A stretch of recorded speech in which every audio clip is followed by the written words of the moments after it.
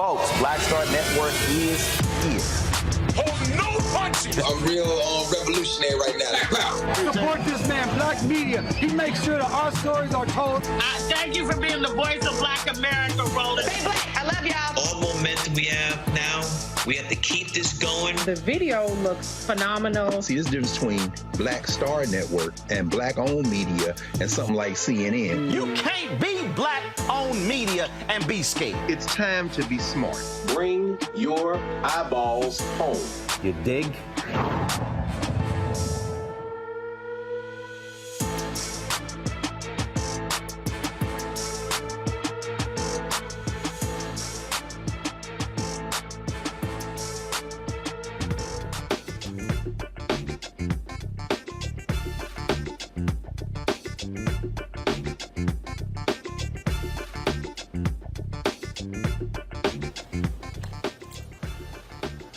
Today is Thursday, June 22nd, 2023. Coming up on Roland Martin Unfiltered, streaming live on the Black Star Network. The Florida Commission on Offender Review had denied parole to Crosley Green, a man who already has served 32 years in prison for a murder he did not commit.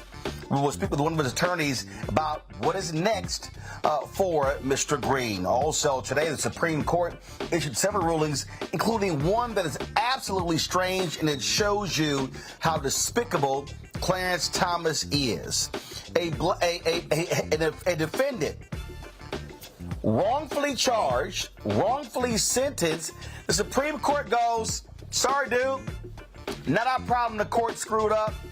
You got to stay in jail. Judge Ketanji Brown Jackson issues a blistering 50-page dissent.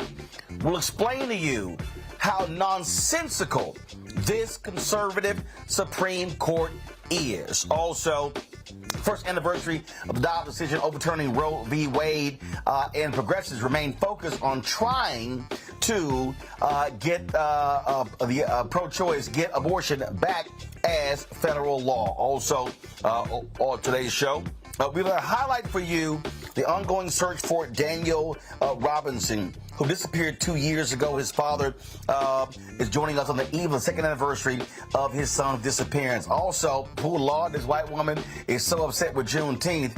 You ought to hear the crazy stuff she actually had to say. And I think she thinks the Holocaust happened here in the United States. Plus, the New York State Legislature honors Mr. B. Harry Belafonte. We'll show you that as well. It is time to bring the funk on Roland Martin Unfiltered on the Black Star Network. Let's go. He's got it. Whatever the miss, he's on it. Whatever it is, he's got the scoop, the fact, the find. And when it breaks, he's right on time and it's rolling. Best believe he's knowing. Putting it down from sports to news to politics. With entertainment just for kicks, he's rolling. It's on Go, roll, y'all. It's Roland Martin, yeah. Rolling with Roland now. He's funk, he's fresh, he's real, the best, you know he's Roland Martin now.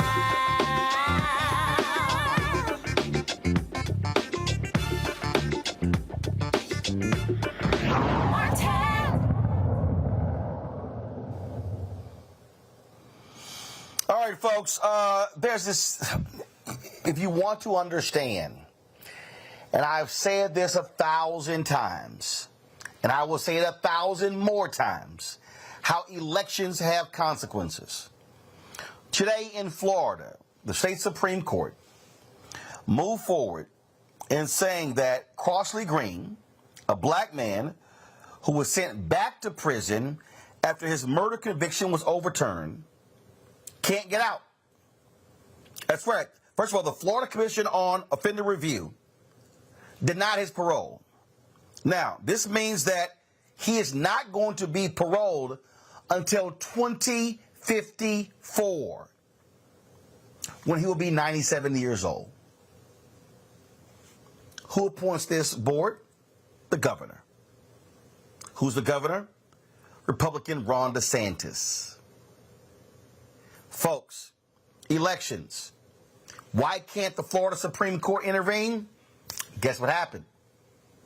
A couple of years ago, 3 liberal justices all retired around the same time. DeSantis filled those positions.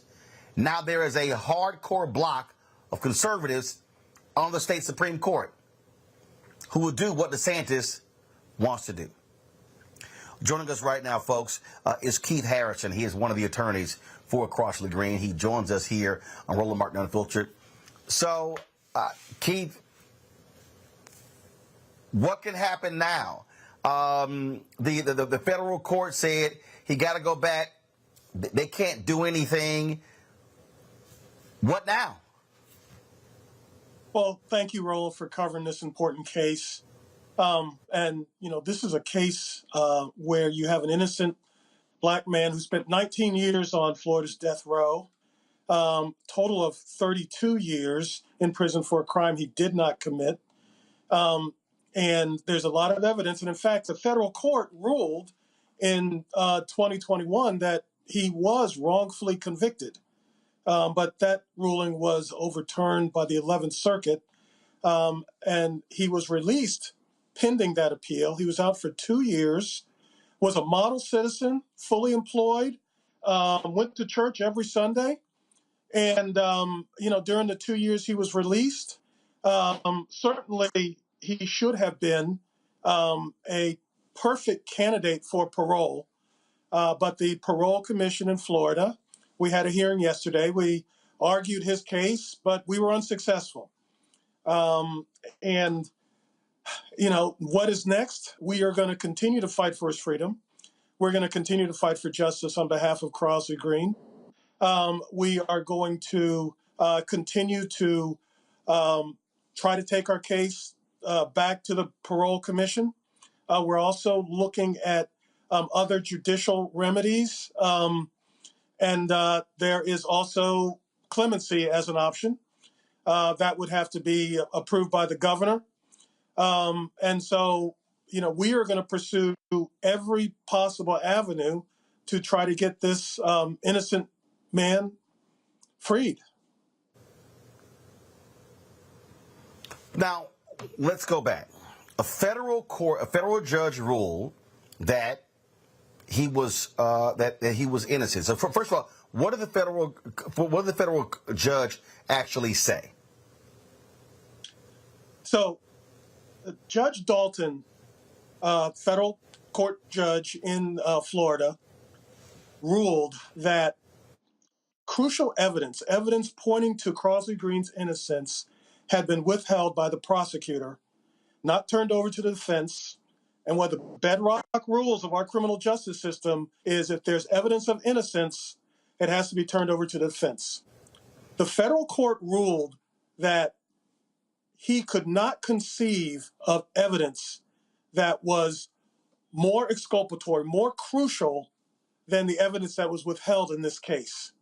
And the evidence that was withheld were the prosecutor's notes that the first 2 responding police officers that got to the scene surveyed all the evidence, and they concluded, because of what they saw and what they observed, that there was no black guy as the surviving witness said, and that essentially Crosley Green was innocent. This was withheld from the defense, even though one of these officers testified.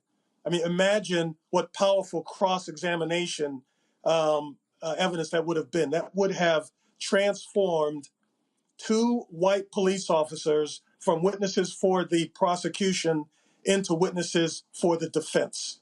But it wasn't turned over. Federal court said that's unconstitutional. I can't imagine anything that would have been more material to the defense in this case. The 11th Circuit, 2 years later, really over 2 years later, ruled that, yes, this evidence had been withheld, but it would not have mattered ultimately to the case. They ruled that it was immaterial.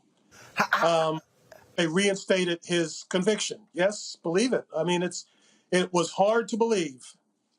And then we appealed to the Supreme Court, and the Supreme Court did not hear the case, even though we had over 100 law professors from across the country filed briefs supporting our case. We had over 20 former state and federal prosecutors supporting our case.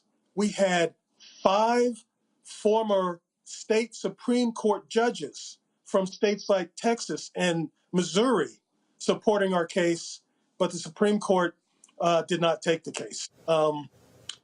So that is why Crosley Green had to go back to prison after having his conviction overturned and leading a productive model, a productive life as a model citizen for 2 years. He had to go back to prison. And then yesterday, despite an unblemished record for 34 years, both in prison and out of prison, the Florida Commission denied his parole. So you said that the only route is clemency, but that has to be granted by the governor. That is one of the routes. There are other. The Parole Commission. There's still room for the Parole Commission to do the right thing, and we're going to continue to advocate as much as we can before the Parole Commission, we're going to see what other remedies might be available. But clemency is certainly one of those remedies. It's the remedy of last resort for any criminal defendant. We're not going to leave any stones unturned in our efforts to get Mr. Green's freedom. Keith Harrison, we surely appreciate you joining us, updating us in this case. Thanks a bunch. Roland, we appreciate you following this important story. All right, thanks so much. Folks, got to go to the break. We come back, we'll talk about the Supreme Court case that dovetails with this and how this Supreme Court, this conservative Supreme Court, has essentially said, hey, if the federal court screwed up, suck it up, deal with it. A man stays in prison, and he's been there for 23 years because of their mistake. And Clarence Thomas said, let his ass rot. You're watching Roland Martin Unfiltered on the Black Star Network.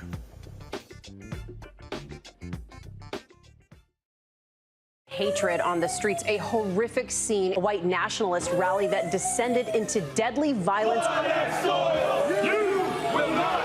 White people are losing their damn minds. As an angry pro-Trump mob storms the U.S. Capitol, we've seen shooting. We're about to see the rise of what I call white minority resistance. We have seen white folks in this country who simply cannot tolerate black folks voting. I think what we're seeing is the inevitable result of violent denial. This is part of American history. Every time that people of color have made progress, whether real or symbolic, there has been what Carol Anderson at Emory University calls white rage as a backlash. This is the rise of the Proud Boys and the Boogaloo Boys. America, there's going to be more of this. Here's all the Proud Boys, Dave. This country is getting increasingly racist in its behaviors and its attitudes because of the fear of white people. The fear that they're taking our jobs, they're taking our resources, they're taking our women. This is white fear.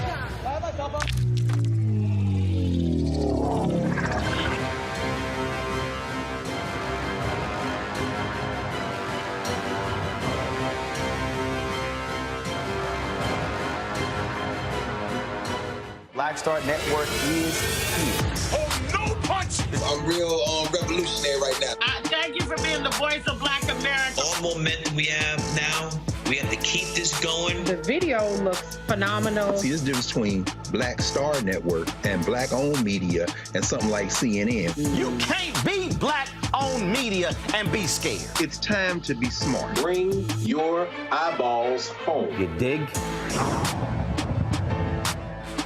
I am Tommy Davidson. I play Oscar on Proud Family, Louder and Prouder. Right now, I'm rolling with Roland Martin, unfiltered, uncut, unplugged, and undamn believable. You hear me?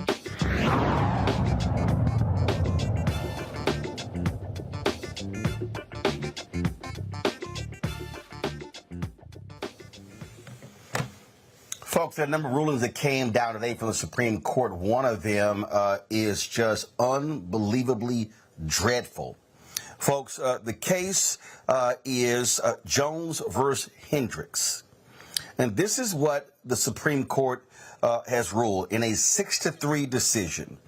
And it impacts future cases involving prisoners who seek to challenge their convictions based on an intervening change in interpreting a criminal statute. In the ruling, the Supreme Court denied Marcus D'Angelo Jones' petition for a writ of habeas corpus that dealt with his conviction and the sentencing. And the case concerned two statutes, which provides post-conviction remedies for federal prisoners. He was convicted in 2000 on 2 counts of unlawful firearm possession by a felon, and one count of making false statements to acquire a firearm.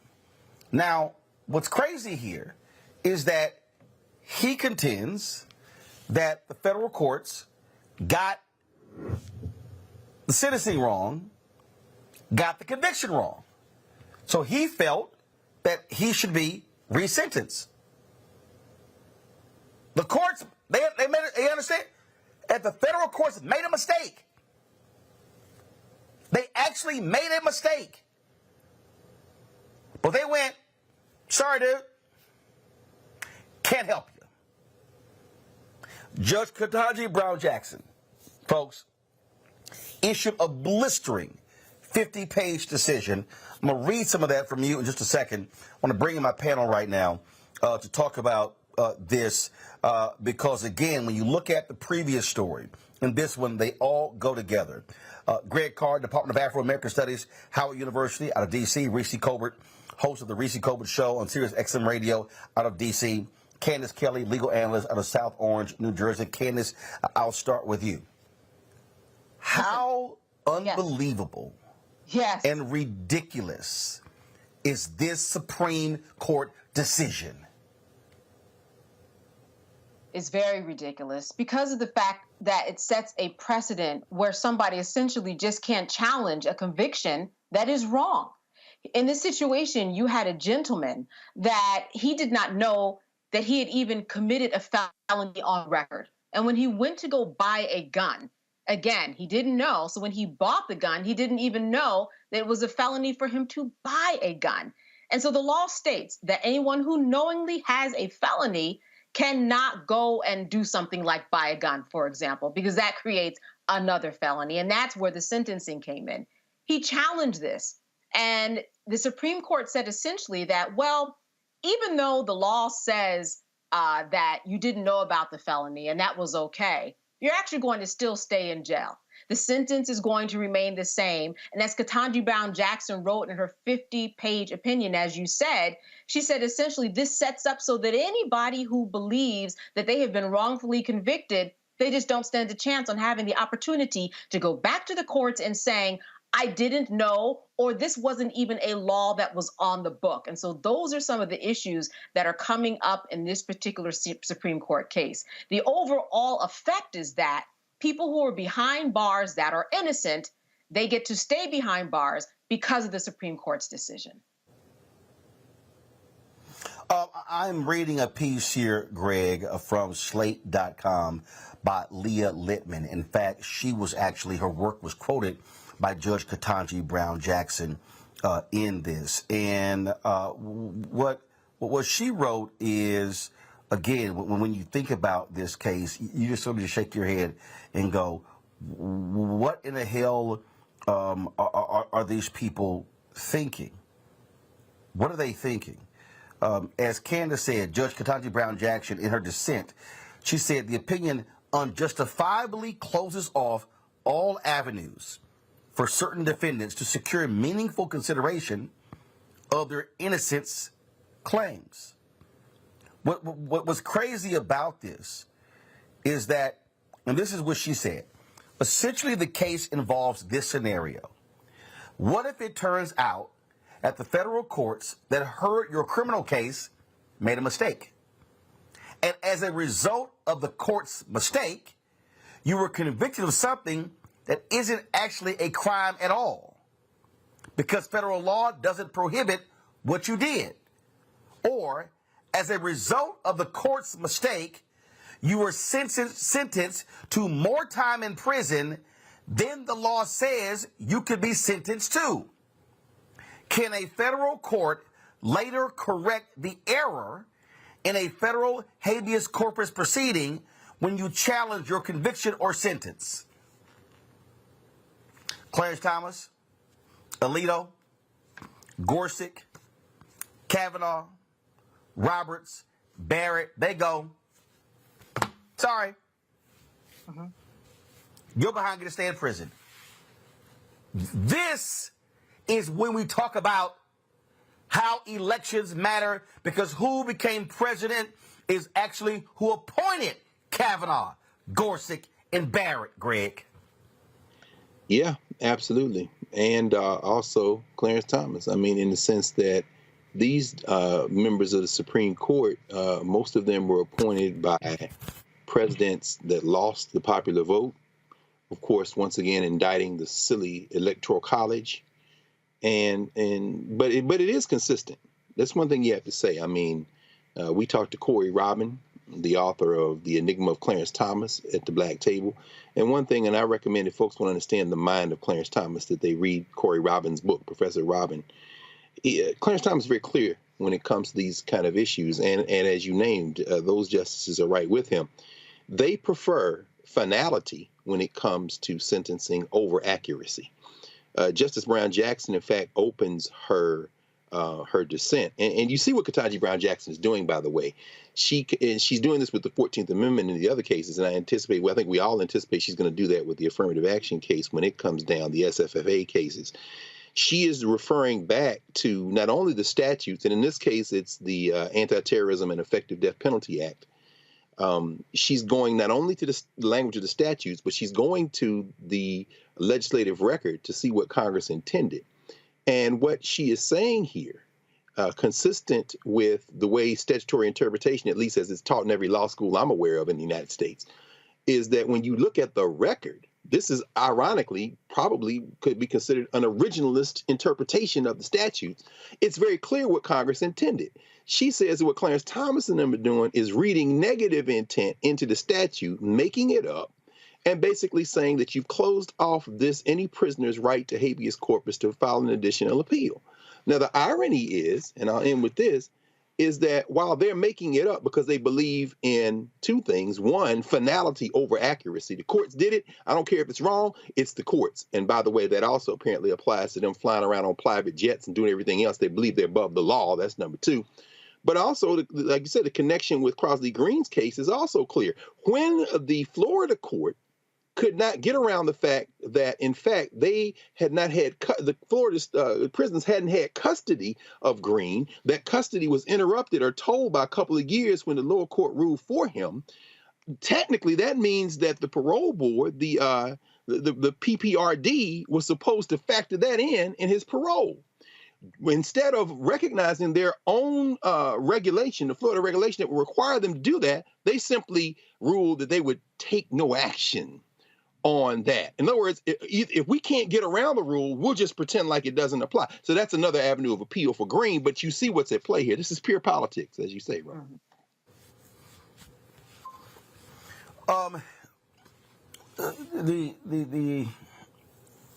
The journalist writes this in her piece in Slate, Reese. It says, it's also important to note that the pattern here. Last term, in one of the more ghastly Supreme Court decisions, the same 6-3 majority from Jones ruled for Arizona in a case where the state had loudly and proudly argued that, quote, innocence is not enough to remedy a conviction for innocent persons convicted in state courts. In that case, incarcerated individuals sought to introduce evidence that they didn't commit the crime they were convicted of or were not even eligible for the death sentence they received. One of the individuals, Barry Jones, had successfully persuaded 2 federal courts and 4 judges that he probably didn't commit the crime for which he had been sentenced to death. The court said, too bad. It's illegal for a federal court to consider evidence of his innocence, even if that evidence wasn't ever introduced because the state appointed him an ineffective lawyer. After the 2022 midterm election resulted in a Democratic Attorney General, Barry Jones successfully, let me repeat that, Reese. After the 2022 midterm election resulted in a Democratic Attorney General, Barry Jones successfully negotiated a plea agreement resulting in his release, though this Supreme Court would have allowed the state to execute him. I mean, I obviously don't have the legal expertise that Dr. Carr and Ms. Kelly do. I will say that politically, it's obvious that the Supreme Court and the court system is largely illegitimate. It is not about justice. Innocence is beside the point, particularly when the people that are most falsely convicted tend to be Black people, tend to be poor people. So the fact that, you know, there might be some white people who are denied their constitutional rights or denied their ability to prove their innocence, they're willing to sacrifice those people because they feel like, well, you probably did something anyway.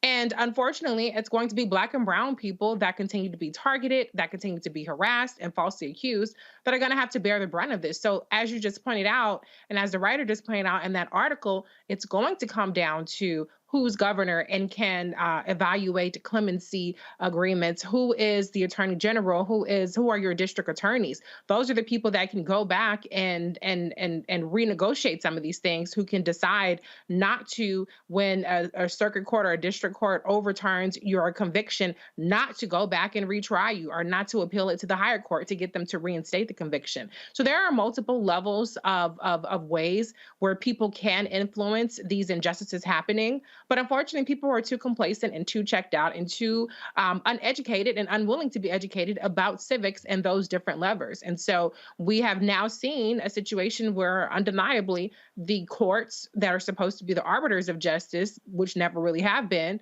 are no longer part of the equation as long as we have an illegitimate conservative Supreme Court and all of these Trump judges still on the bench. Candace, I can't remember the particular case, but a previous case came up where Scalia, Thomas, and others, where they basically said that, even if you're innocent, if you've exhausted all of your appeals and everything, and everything was done correctly, meaning the law was followed, and you got a chance to do your appeal. Even if there is undeniable evidence you did not commit the crime, sorry, all the I's were dotted, T's were crossed, so therefore, there's nothing for you. It is as if what these conservative Supreme Court justices are saying, damn morals, damn values, damn principles, and forget what's right and wrong. If we follow all the rules, sorry, you got to stay in prison or you die. Roland, these are the basic principles that mothers and fathers teach their young Black children, men and women, young females and males, the basics of the Constitution. You are innocent until proven guilty. You deserve due process. You deserve to be heard in the whole process. You, according to the Brady rule, and this is what people should look up, Brady versus Maryland, decided by the Supreme Court, you have to introduce exculpatory evidence to the other side. Evidence is very important in all of this. That's how you win or lose your case. That's all we know about the justice system. It's not what you thought. It's not paperwork that was maybe lost. It's what you can prove in court. So how in the world can this man, Marcus Jones, have all the information that he needs on a federal level, proven himself throughout the court system, and still be found guilty has nothing to do with what the Constitution was created to do. It doesn't live up to the basic principles that every layperson these days knows about. It makes absolutely no sense. I do not see how the Supreme Court is getting away with this. It locks people out of their opportunity to bring forth DNA evidence and say, it wasn't me. It locks people out of the opportunity to say this piece of evidence, just as Marcus said, was proved in the federal court on the lower levels, that this was not me. I don't know where this is going, but this is not what the Constitution was created for. Now we're at the Supreme Court. Now what does he do? This is the end. This is the worst precedent. Today was just a day of bad precedent for the Supreme Court. But this is one of the worst because this sets a precedent for everybody who was in jail, especially African Americans, especially African American males, when we look at the numbers, who are saying, I didn't do it. I didn't do it.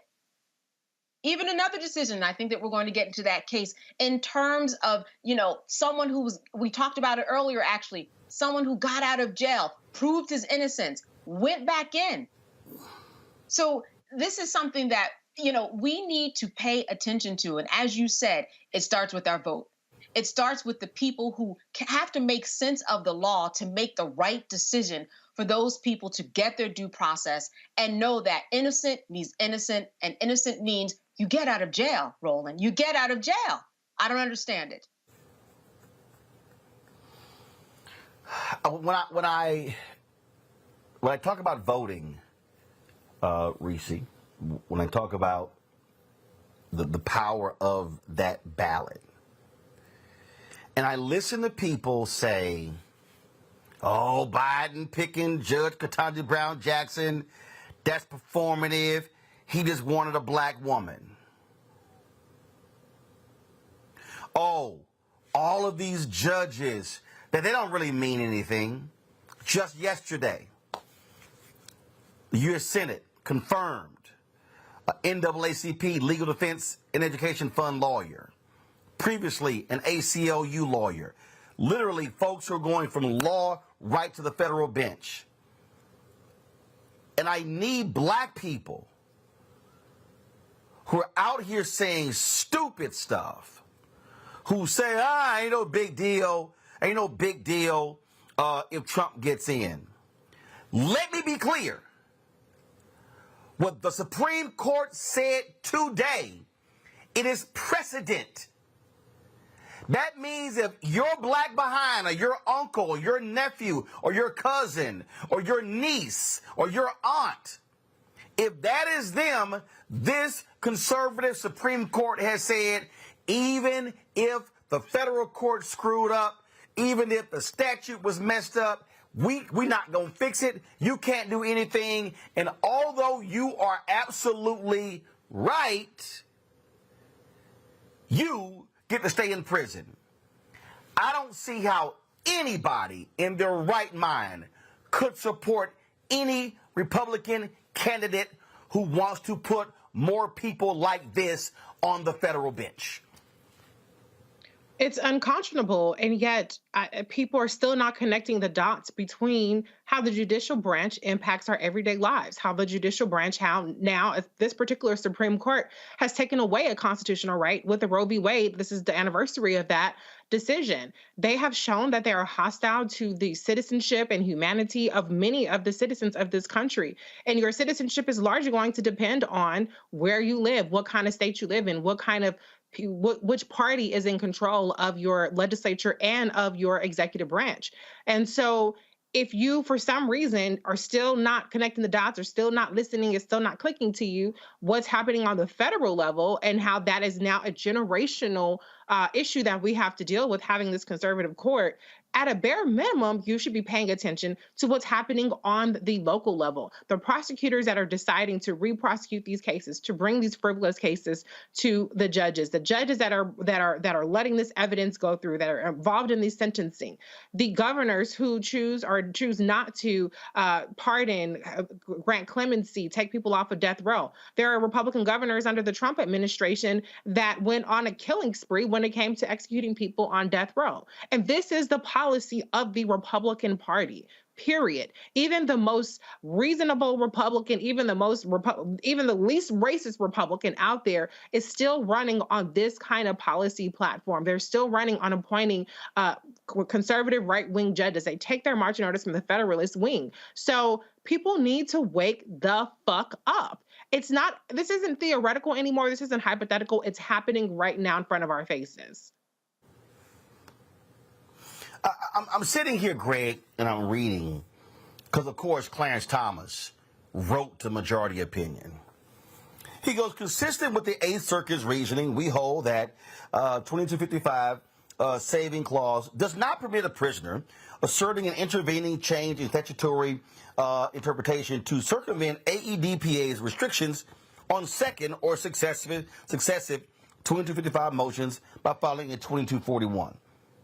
So they're saying, oh, no, you can't file two. No, you can't file two. That's not right. I mean, this is sort of like showing up to the bank to pay your mortgage at 5:01. They go, sorry, I know you got the money, but no, you didn't get here at 5 o'clock. Sorry. So we're going to snatch your house. They literally are saying, sorry, dude, because you don't get to file two in a row, even though you can show that you're innocent, you got to stay in prison. This man has been in prison for 23 years. These people are evil. Clarence Thomas, Samuel Alito, Gorsuch, Kavanaugh, Roberts, Barrett. This is immoral and illegal and shameful for these Catholics on the Supreme Court who clearly don't care about the Catholic Church when it comes to their conservative, heinous rulings. Greg, final comment. Well, yeah, I think they care about the Catholic Church. They care about their Catholic Church. They don't believe in the same God you believe in. Samuel Alito, with his Onward Christian Soldiers approach to Christianity, is a white nationalist. And Clarence Thomas is doing the bidding of his little white nationalist crew.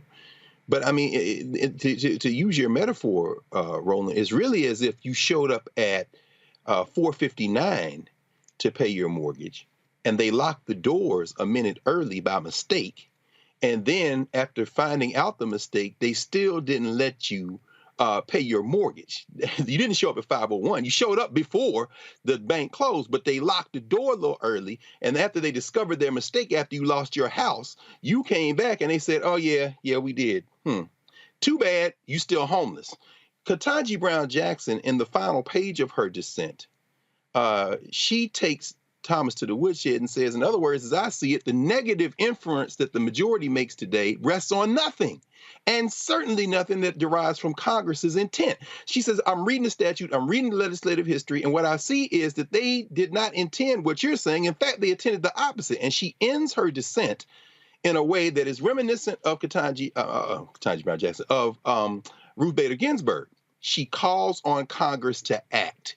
She says what they have done today creates an opening for Congress to step in and fix the problem. Clearly, finally, what Ketanji Brown Jackson is doing is laying the groundwork for the long game. When the majority swings the other way, watch this. Her dissents are going to be used to reverse some of this mess, but only if we get to the ballot box. They're afraid of too much justice, as Justice Brennan said in McCleskey versus Kemp, the death penalty case. And the only way you're going to rein this in now is the legislative and executive branches. And Brown Jackson said as much in her dissent. Folks, I cannot explain to you enough how crucial this is when we talk about Black America. Do not take lightly next year's election, because every Republican candidate, they don't want a 6-3 conservative majority. They want it to be 9-0. You're watching Roland Martin Unfiltered on the Black Star Network.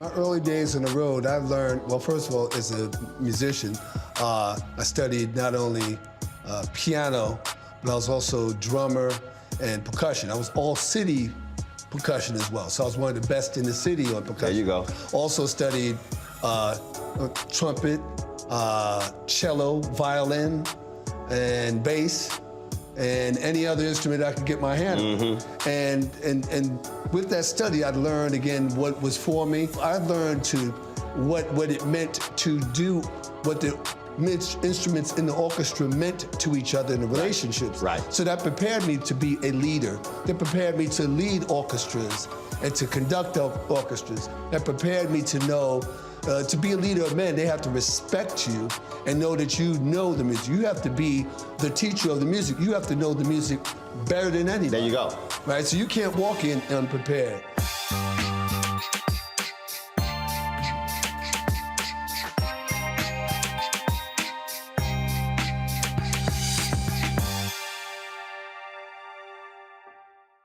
When you talk about blackness and what happens in black culture, we're about covering these things that matter to us, speaking to our issues and concerns. This is a genuine people-powered movement. There's a lot of stuff that we're not getting. You get it, and you spread the word. We wish to plead our own cause. Too long have others spoken for us. We cannot tell our own story if we can't pay for it. This is about covering us. Invest in black-owned media. Your dollars matter. We don't have to keep asking them to cover our stuff. So please support us in what we do, folks. We want to hit 2,000 people, $50 this month, raise $100,000. We're behind 100,000, so we want to hit that. Y'all money makes this possible. Checks and money orders go to P.O. Box 57196, Washington, D.C. 20037-0196. The Cash App is $RM Unfiltered. PayPal is R Martin Unfiltered. Venmo is RM Unfiltered. Zelle is Roland at RolandSMartin.com. Hi, my name is Freddie Ricks. I'm from Houston, Texas. My name is Sharon Williams. I'm from Dallas, Texas. Right now, I'm rolling with Roland Martin, unfiltered, uncut, unplugged, and undamn believable. You hear me?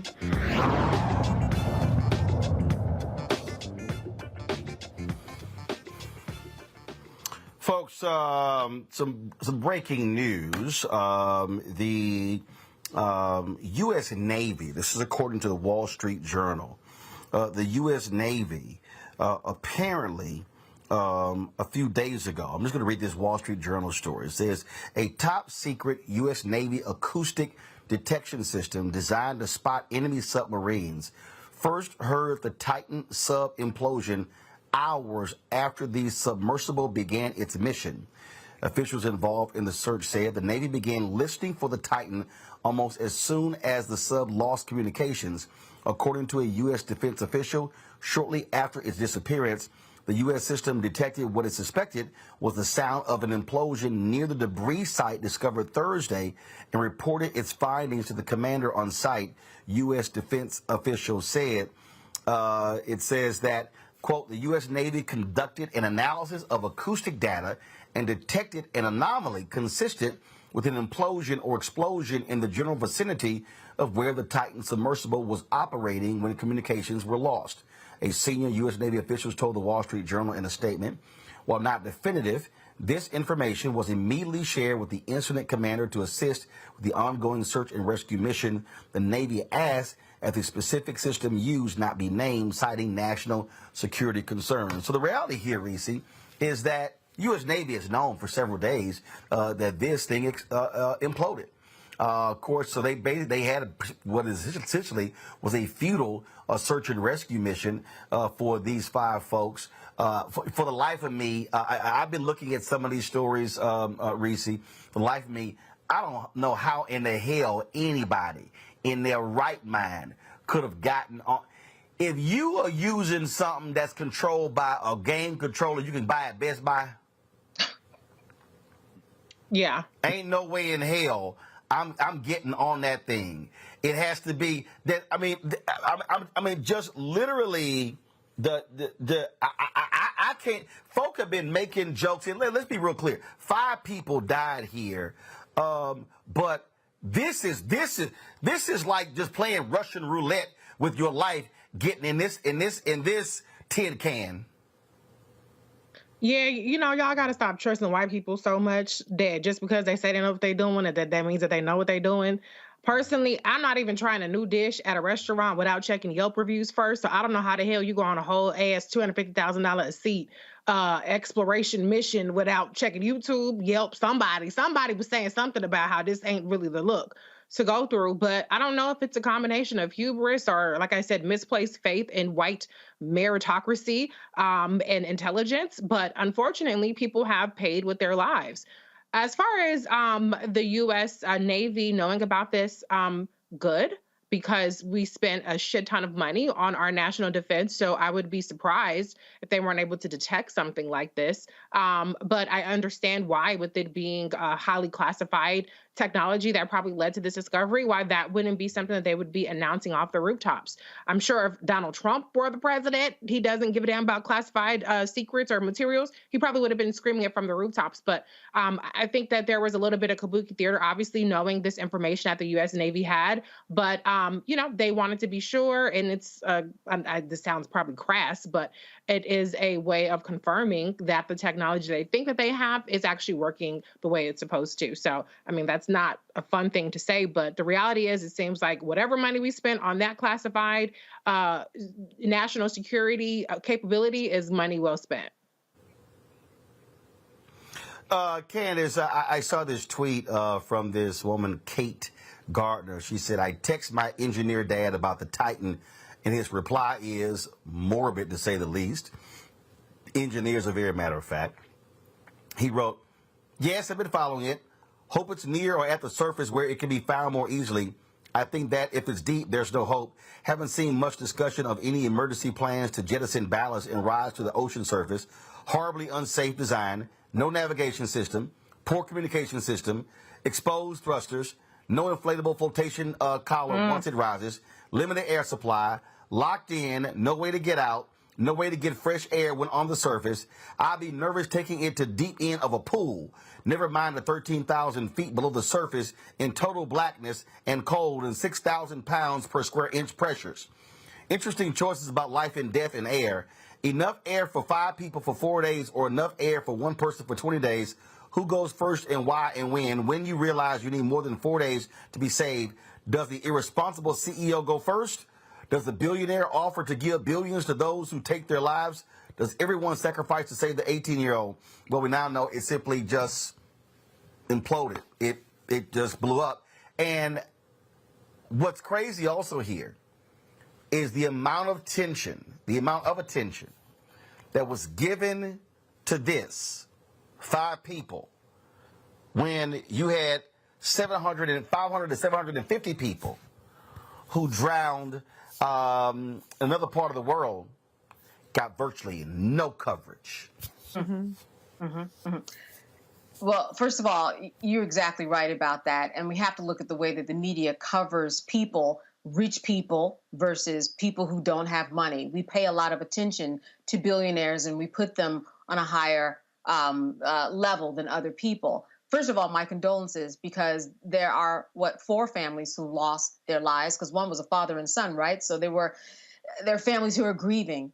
But secondly, this really puts into question how people are actually spending their money for certain experiences that they think because they have money that they should be doing. Should everybody be going into space? Should everybody be going to look at the Titanic? Something that we have exhausted. It's been marketed, it's been exploited, it's been everything. We know about the Titanic. Why are we going down there to look at the Titanic as if it's some new excursion? We have to think about the way that we are making people go through various experiences in our offerings. People need to think twice. And just like Reese said, look at what you're getting into. You're getting into something that had so many questions around it. You put your seatbelt on in a car, but yet you get into a submarine where the only way you can get out is if somebody is on the outside. That doesn't make any sense. And I think that this is just an eye-opener to the way that we sell and market things to people who have money. They have to take into consideration the reasonableness of what they are doing. Because this, when you look at everything, was not reasonable. You know, I looked at a couple of interviews where the leader of this submarine, he was interviewed a couple of years ago on several stations.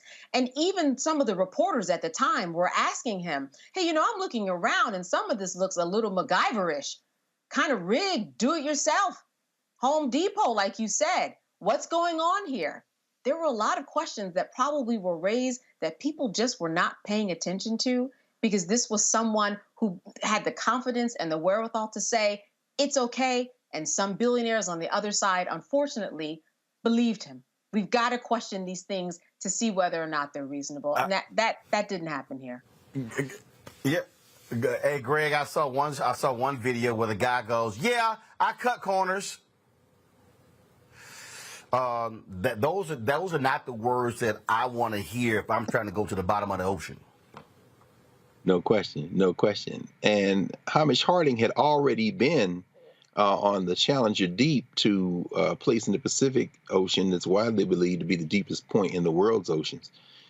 Is it reckless? Of course. You know, I remember the first time I went to South Africa and I was looking at Table Mountain, which is so high that in fact disappears into the clouds. So in the morning, you see literally the clouds in the sky on top of Table Mountain. They call it the tablecloth on the mountain.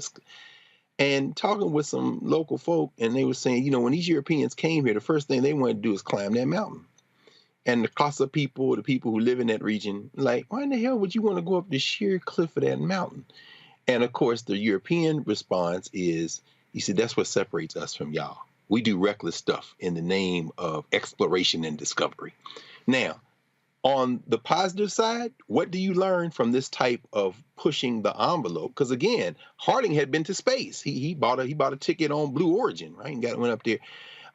You find out things that can advance technology, can advance human capacity, maybe even can create devices that can discover the fact that your little thing imploded. Although the Navy, interestingly enough, the people who did it, who found out, reported to their commanding officers, and they narrowed the scope of the search, but they still didn't divulge, which is fascinating to me, which seems to me to signal perhaps that they knew they were dead. So let's not even rush it. We'll just let you know. But I think what we are faced with is not a failure of technology. We're not faced with a question of political choices. This is a question of culture.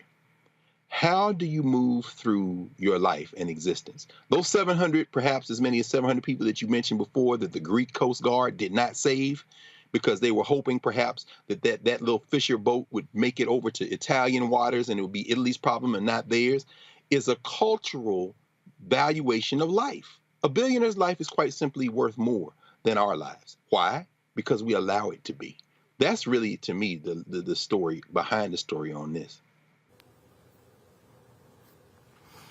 Indeed. All right, folks, got to go to a quick break. We'll be right back on Roland Martin Unfiltered on the Black Star Network. On a next, A Balanced Life with me, Dr. Jackie, owning your energy and how to use it.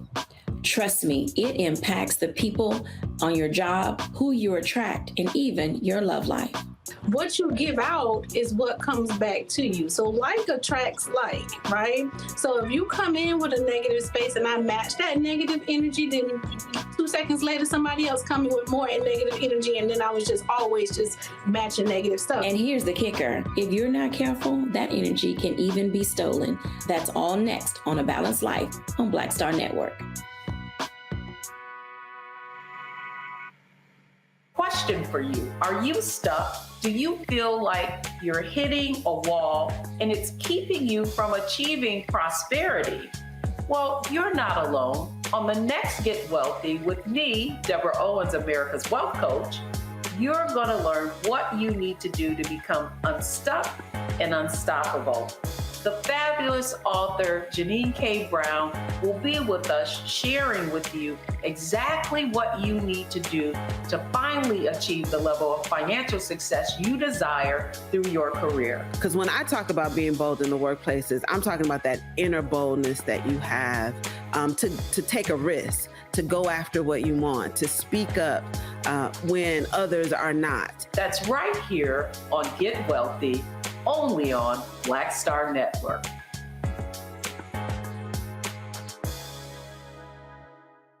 My name is Lena Charles, and I'm from Opelousas, Louisiana. Yes, that is Zydeco capital of the world. My name is Margaret Chappelle. I'm from Dallas, Texas, representing the Urban Trivia Game. It's me, Sherry Shepherd, and you know what you watch. Roland Martin on Unfiltered.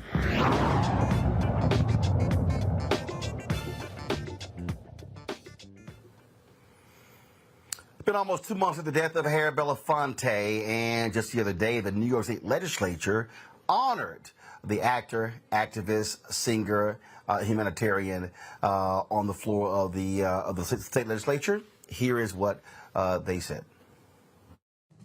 Today, it is with heavy heart that we honor the life of Harry Belafonte.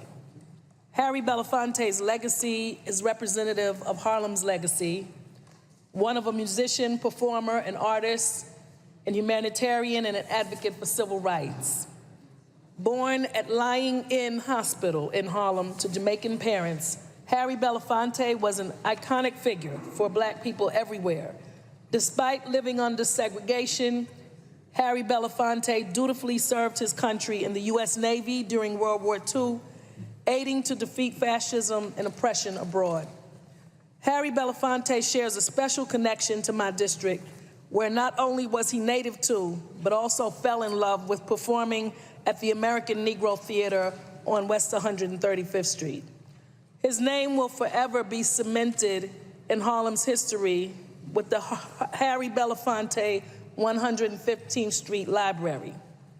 Belafonte was not only a supporter of the civil rights movement, but also served as one of Dr. King's closest confidants and even provided the King family with financial aid. Belafonte led the effort to bail King out of the Birmingham jail he was imprisoned in, raising $50,000 in the effort. He was a key contributor in the 1961 Freedom Rides, supported voter registration drives, and helped organize the 1963 March on Washington. Belafonte was one of the pioneers of advocating for equitable contributions in our democracy. Like others today who champion these goals, Belafonte was persecuted during the McCarthy-era Red Scare, with an increasing effort seeking to reverse the progress on voting expansion. Belafonte's teachings and advocacy are more necessary now than ever. Belafonte's relentless commitment to human rights didn't stop at the injustices he experienced. He was an advocate for the anti-apartheid movement in South Africa, being a UNICEF Goodwill Ambassador, supporting the campaign against HIV and AIDS virus, actively campaigning to address climate change, and opposing America's foreign imperialism. His life's work as an artist, activist, and role model has created the space for so many people, but his work must continue through all of us. Belafonte is survived by his 4 children, Sherry, David, Adrienne, and Gina, his 5 grandchildren, Rachel, Brian, Maria, Serafina, and Amadeus, who all stated, "To the world, he was a legend, but to us, he was dad." All right, folks, when we come back, Black and Missing will also give an update on a case that we talked about just 2 years ago where the father of a young man who disappeared, still demanding to find out what happened to his son. Also, Georgia police under fire for using black folks as target practice. We'll explain. right here on Roland Martin Unfiltered on the Black Star Network. Don't forget, download the Black Star Network app, Apple phone, Android phone, Apple TV, Android TV, Roku, Amazon Fire TV, Xbox One, Samsung Smart TV. Also, if you want to support the Bring the Funk fan club, please do so. Your dollars make it possible to do what we do, to cover the news of the day. Send check and money orders to P.O. Box 57196, Washington, D.C., 20037-0196. Cash App, $RM Unfiltered. PayPal, R Martin Unfiltered. Venmo is RM Unfiltered. Zelle, Roland at RolandSMartin.com. Roland at RolandMartinUnfiltered.com.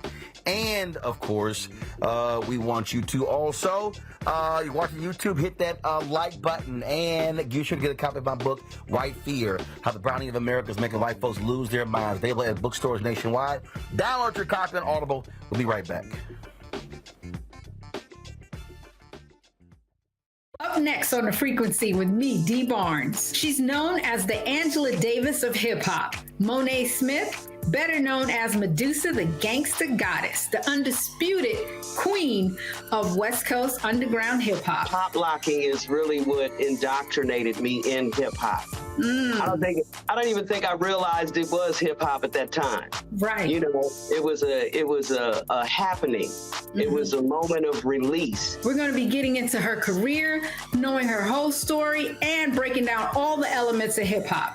This week on The Frequency, only on the Black Star Network.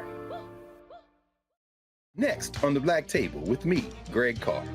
A very different take on Juneteenth with the one and only Dr. Sunyata Ahmed. We'll explore the amazing foods, remedies, and rituals that are a part of our history and the Juneteenth holiday. So it's our responsibility to return the healthier version to our folks instead of just the red liqueurs marketed to us, the red sodas and the other things. I mean, why does the Kool-Aid man have to sound like Louis Armstrong? He's like, oh yeah! Yeah, right. An enlightening and tasty hour of The Black Table, only on the Black Star Network.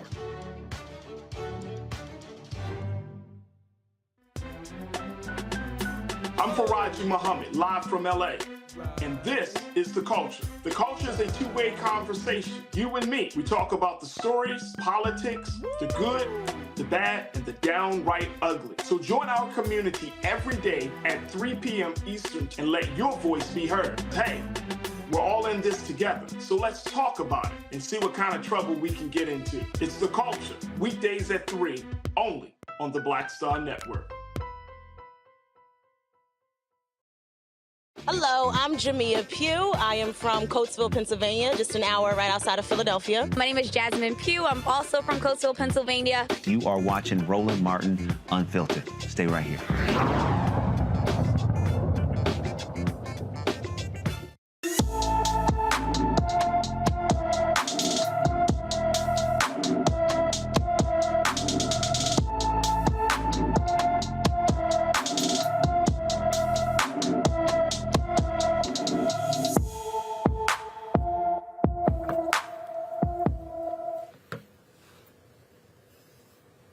Simone Washington has been missing since April 14th from her Milwaukee, Wisconsin home. The 17-year-old is 5 feet 6 inches tall, weighs 115 pounds, with black hair and brown eyes. Anyone with information about Simone Washington is asked to call the Milwaukee County, Wisconsin Sheriff's Office at 414-278-4788, 414-278-4788. Tomorrow marks, folks, the second year anniversary, if you will, when a black 25-year-old geologist disappeared after leaving a job site in Buckeye, Arizona. Daniel Robinson left his Jeep Renegade that was later left in his Jeep Renegade that was later found wrecked. His father has urgently looked for him for the last 2 years. David Robinson II is the president and founder of the Daniel Robinson Foundation, here to give us an update on the search for Daniel. Mr. Robinson, glad to have you here. It has been a trying 2 years for you and your family. What's the latest? Yes, currently, we did receive a new update from the Buckeye Police Department, who's the department that's in charge of my son's case. they put out a new report. That new report put out some new things that they wanted the public to know. Things about the text messages, the search history from my son's phone, as well as they feel they have the time that my son's phone was found in that ravine. As everybody probably remember, my son went missing on June the 23rd, and almost 30 days later, on July the 19th, his vehicle was found out in the ravine farther out into that desert. But yes, they putting those timelines together and tried to pinpoint what happened. So what did they say his final text messages revealed?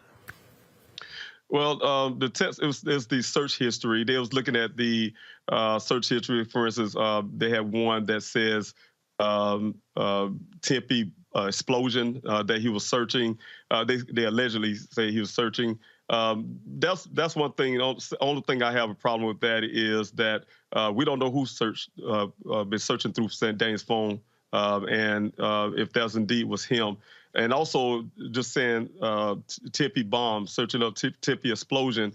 It could be an article or something, a story that he heard, and he was looking up. So some of the things I have seen from the department will try to sensationalize my son's case. I can't say that with the new report, but my efforts is to get my son's case moved over to the Maricopa County Sheriff's Office because I'm still holding forensics. I'm still holding the vehicle. I'm still holding the clothing items that was found at the scene. Still trying to find out what happened with the red transfer paint came from. So I'm still pushing for those things. For folks who do not know about this case, just explain to folks as quickly as you can, just really what happened with your son. He was out there. He wasn't alone. So just explain to people what actually took place. Yes, thank you. My son, he's a geologist. He worked for a company called Matrix New World. They hired him on as a field geologist, also called a hydrogeologist. His job is very important to Arizona. Arizona have groundwater, it's a desert state. They have to have these waters to sustain and support communities being built. They had to reduce at least 100 years of water. So his job is very important to determine if those wells can do so. He was out there on June 23rd to do his job. He met another person out off of Sun Valley Parkway. There's only one person there from another company called Weber Waterworks. The story of what happened to my son came from him. He said they met at 9 o'clock. They made it to the well site at 9 o'clock a.m. And about 9:15, my son waved off to him and disappeared to never be seen again. As you guys may know, again, his vehicle showed up almost 30 days later in Ravine out there in the desert, almost about a little over 3 miles away from that job site. His clothing was allegedly on the ground. The clothing was there 3 feet away in a pile. But there was no evidence of my son being there, but there definitely was no trace of him leaving that area as well. So my son has not been found to this day. We're still looking for him. There's been little efforts, in my opinion, from law enforcement. I have done 48 weeks of searches, cover over 35,000 acres of land with volunteers. We found human remains. We solved the case for the Maricopa County Sheriff's Office, and we're still fighting for answers for Daniel. One of the things that we raised before is, in terms of support from his company. Last time we talked to you, it was minimal. Have you heard from them? Are they continuing to offer you assistance in helping for your son, or have they just simply moved on? I look at it as moving on. The only thing that the company have done, I can't say they have donated to my GoFundMe at one point at the beginning when when I first started my searches out there. A few workers, I don't know if it was a company mandate or just workers got together from the job, came out to support my efforts out there in the desert. They come out there to help search. But other than that, like you said, at the beginning, they never called law enforcement to report him missing.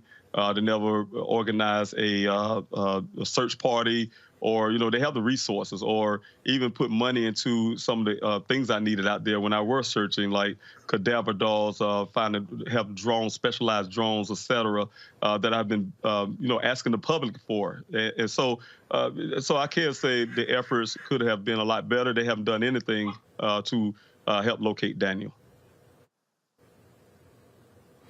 Questions from our panel. Greg, you're first. Thank you, Roland. And again, we continue to hold out our prayers, brother. As you described your relentless search over the last year and the things that you and the volunteers that are there with you and have been with you are discovering, it reminded me of 1964, Mississippi Freedom Summer, when the police, now pushed into action, are traveling through Mississippi looking for these 3 civil rights workers, and then they discover all these other folk who had been harmed. And the black people in Mississippi are like, that's what we've been trying to tell you. The Snick Singers made a song about it in the Mississippi River.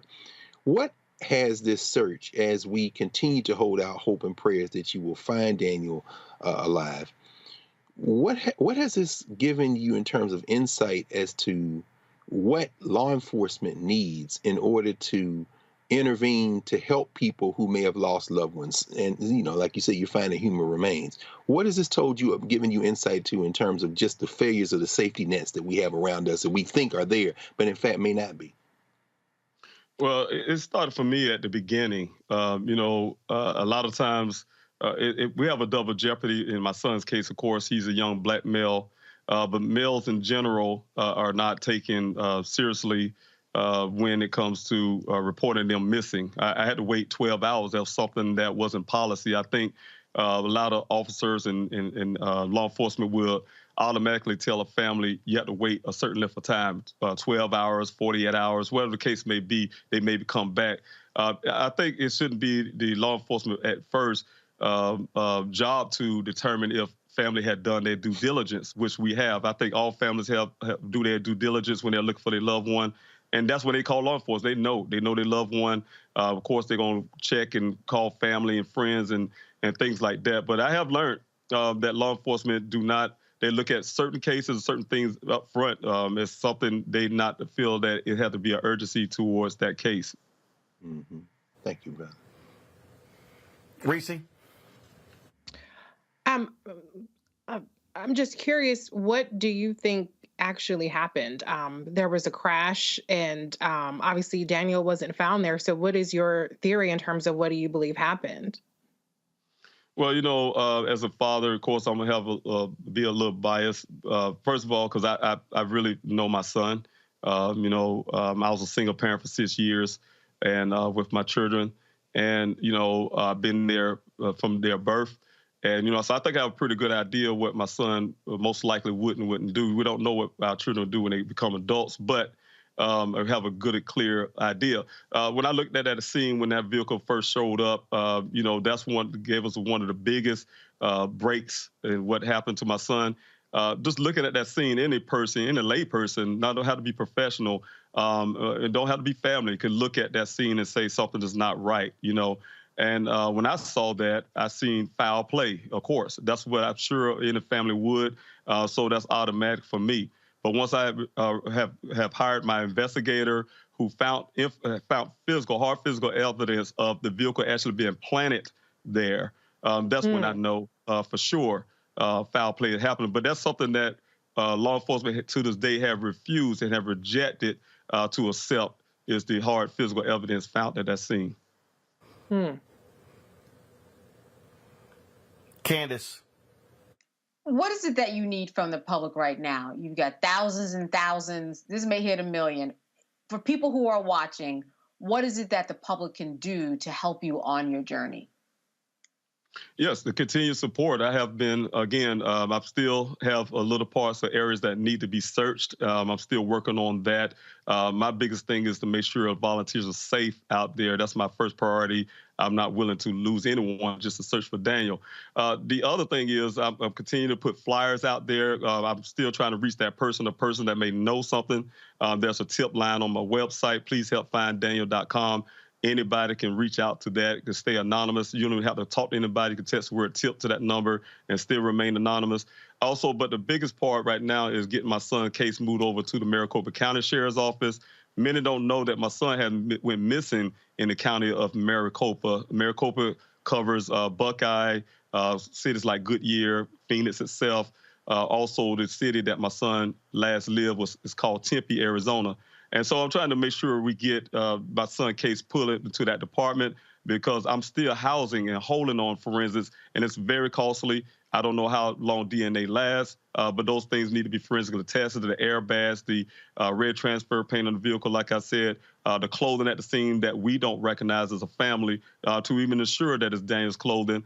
We want his case moved over and get some fresh eyes into my son's case so we can find out exactly. I'm not interested in law enforcement's egos, their hurt feelings, or in things like that, and holding on to my son's case as a hostage token just to prove a point. When there's anytime, most cases, when they need help, they reach out to other law enforcement agencies. As a family, I've been asking law enforcement to put Daniel's case over to the Maricopa County's office. So what I have done to help bolster that, I have been working in the background diligently, holding meetings with my team and I, holding meetings with officials to try to get Daniel's case moved over. But from the public, I asked the public to continue to go to pleasehelpfinddaniel.com, do the mail-in protest that's been going on for weeks now, get thousands of letters into this department, picket signs that goes into these departments as well, these FOIA requests that goes in the departments as well, and the request to have Daniel's case moved over from the public. Anybody, no matter where you live, can join in on that. Also, I have a petition that I asking the public to continue to sign, put your voices to, because that's my backing. I have been utilizing that, and that helped me also to get some of the government officials to become active as well. Okay. All right, Daniel, we appreciate it. Certainly, good luck.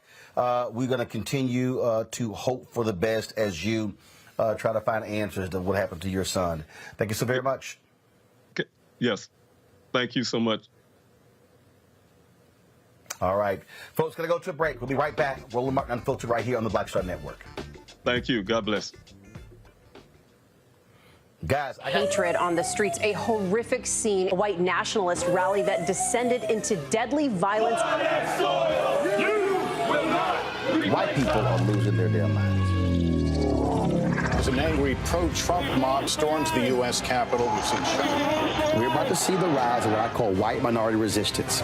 We have seen white folks in this country who simply cannot tolerate black folks voting. I think what we're seeing is the inevitable result of violent denial. This is part of American history. Every time that people of color have made progress, whether real or symbolic, there has been what Carol Anderson at Emory University calls white rage as a backlash. This is the rise of the Proud Boys and the Boogaloo Boys. America, there's going to be more of this. Here's all the Proud Boys, guys. This country is getting increasingly racist in its behaviors and its attitudes because of the fear of white people. The fear that they're taking our jobs, they're taking our resources, they're taking our women. This is white fear.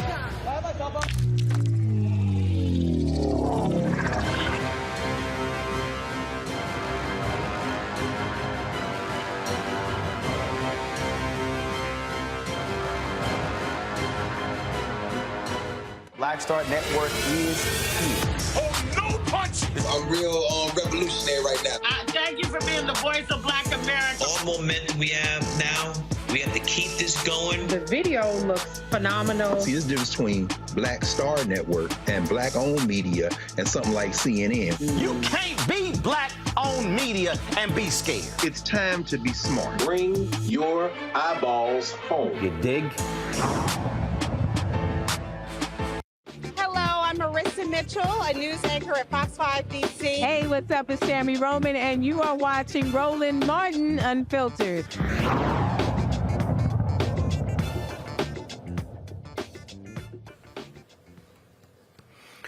A white Georgia police chief is saying images of his white officers using a picture of a black man for target practice, he's calling it a mistake. Villa Rica Mayor Gil McDougall ordered the Villa Rica Police Department's images of white citizens using a picture of a black man for target practice at its firearms training course over the weekend to be removed from social media and called for an investigation. Police Chief Michael Mansour said there was no sinister intent in posting the photos, but some community members are not so sure. The original Facebook post received more than 500 comments and more than 400 shares. People call the images offensive and disgusting, with one person even going to the police department to file a complaint. The images have since been removed from the department's Facebook page, and the mayor has asked that the comments remain. The city will investigate the incident with an independent firm. Villa Rica's population is 18,452 people, 42.6% black. Well, that says a whole lot right there, how they feel. And yeah, I'm not buying, Reese. Oh, it's just a mistake. No, of course it's not a mistake. It's deliberate. I mean, they're training these people to use Black people as target practice. And what's even more disturbing, if this claim is true, is the idea that this is sanctioned by the state of Georgia as acceptable targets. I know they tried to say that there's a diversity in the targets, but there was no diversity in what we're seeing in this picture that they chose to post and advertise. And so I don't think that they should be using these kind of pictures, particularly with specific faces and a number of things, but it lines up with the way that the police in this country often feel like Black people are for target practice, and they're not human, and this is just for shits and giggles for them. So it's appalling behavior. I'm glad that it's made public, but what are they going to do about it? That's the real question. Well, that's always the case. What are we going to do about it, Candace? And it goes to show you again what happens in police departments all across this country. And it's amazing how it's all mistake. I'm like, man, y'all pretty damn good with the mistakes. Well, and this was very intentional, right? They bought a kit. So that's their defense. It wasn't a kit. This was a kit of diversity. Number one, what are these kits? I want to see what's in these kits. I'd love to see some comments in the comment section about that. Where do you get them and what are in these kits? Number two, do these kits have any targets of a 5'3" white woman with blonde hair? Probably not, is my guess. Number three, why would you even post this? This is why there's diversity, equity, and inclusion training, so that people know exactly when they're offending people and when to not have boundaries in what you do when it comes to different races and the LGBT community and so on in America. These are people who need training. And so this has to be the next step. That even if you had all your ducks in order, you had every diversity that was covered in this kit, you should not be posting just the African-American males. And actually, you should not have that a target. Why can there not be a target that's just a silhouette? You don't need to train people to be triggered to shoot African-American men, and that's what's going on here. Correct. Yeah, Roland. I mean, I have to agree with Sister Kelly on that. I think you nailed that, Counselor. Why can't they just be silhouettes? So, yeah, I love your suggestions. In fact, I agree wholeheartedly. Who's the company that manufactures them? What's the contract? And what does it look like? Are these wave after wave of the same suspect picture, so to speak, or person picture? Is it a bunch of white people, then a bunch of Asian people, and a bunch of Black people? Because I tell you, I mean, you know, if you thought about this as a Dave Chappelle skit, it could be when DEI goes wrong. Because after all, it is diversity included. And he said, we have the other ones, as you see there, that just so happened that they started with the Black ones. You know, the other thing I would say is, and again, you know, one of my old professors, Anderson Thompson, used to call this death watch studies for what it's worth. But you know, I'd be interested in looking at the targets themselves after they were finished and seeing where the hits were on the Black targets as opposed to the non-Black targets, just out of curiosity, because after all, the problem here, of course, underneath all of this is the police. Indeed. All right, let's go to Florida, folks. Remember earlier I was talking about how Ron DeSantis now has a firm control over this hard right state Supreme Court. Well, that's absolutely the case. In a 6-1 decision, they have determined that the prosecutor in the Tampa area, Andrew Warren, is not getting his job back. Remember, he was dutifully elected by the residents in that county. Ron DeSantis removed him from office because of comments that he made with regards to transgender issues and abortion. Now, what's crazy is the state highest court says Warren waited too long to file a petition. Really? Warren claimed DeSantis misused his power when he suspended Warren. DeSantis accused Warren of neglect of duty and incompetence after the Democratic state attorney signed statements and other prosecutors across the country opposing criminal charges against abortion providers or women seeking abortions. He also said he wouldn't prosecute people for providing gender-affirming health care, and his office's policies didn't charge people with some minor crimes. Boy, what happened, Candace, to local control, prosecutorial discretion? Well, listen, you've got the discretion of Ron DeSantis and his crew getting rid of prosecutorial discretion that goes against whatever he wants. We know that the LGBT community and abortion rights, all of that is low-hanging fruit, and that's what's going on here. This is all a political football in order to entice people to come to the polls for whatever one issue they want to vote on. Look what happened. Look what happened to was it Budweiser when we're talking about the beer company and how they use a transgender and the stocks plummeted. We know that people care about these issues, and that's what's going on here. He used his discretion, Ron DeSantis, in order to get rid of prosecutorial discretion that really worked in favor of people who are out there on the streets right now fighting for their rights in order to survive. People who are crossing lines. We still had over 30,000 people who crossed state lines from one area to another in the country to find abortions that they were allowed to have by law. LGBTQ people, especially African Americans, are being killed by the droves. It just doesn't go reported. So again, this is something that Ron DeSantis is using in order to get people to vote. That is the bottom line. That's why he's playing with these particular topics. That is exactly the case, Greg. I just sit here and I just see these things unfolding, and I see, Reese, I see what's happening here, and I just keep trying to explain to people, again, if you sit your ass at home, let's be real clear, in the last election, hundreds of thousands of black people in Florida just didn't vote.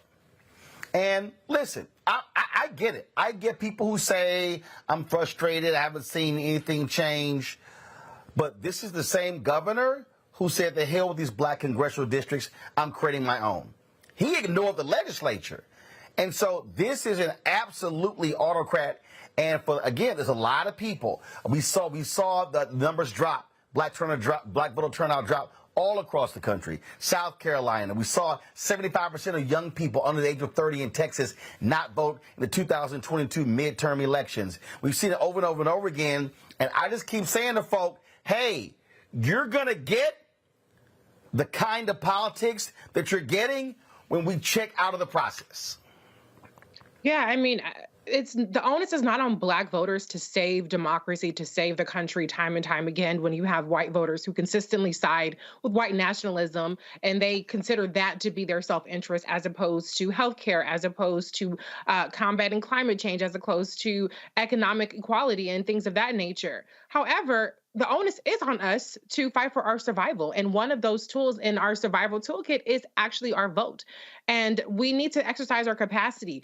The fact that we can't even appeal to people who are already registered to vote to just get their ass out and vote continues to be political malpractice. It continues to be citizenship malpractice, because the reality is Ron DeSantis has been a brazen fascist authoritarian. I wrote 2 books on the midterm. Ron DeSantis played a prominent role in both books, and I went through point by point by how wrong he was for the state of Florida in terms of, again, denying Medicare, in terms of his anti-business policies, in terms of his anti-free speech policies, and so on and so forth.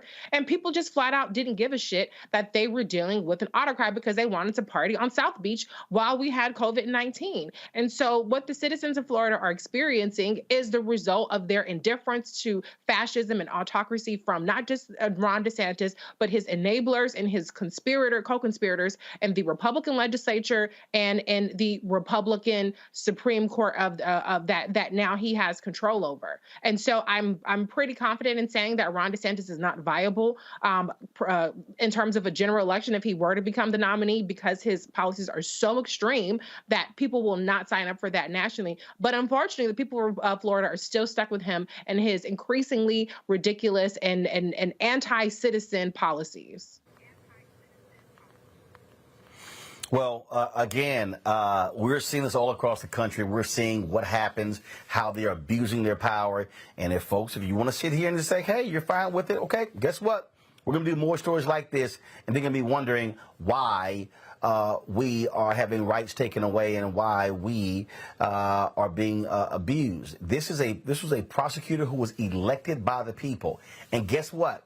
Republican governors across the country are trying to do the same thing in their states, where they want to be able to remove prosecutors who they disagree with. That, folks, is wrong.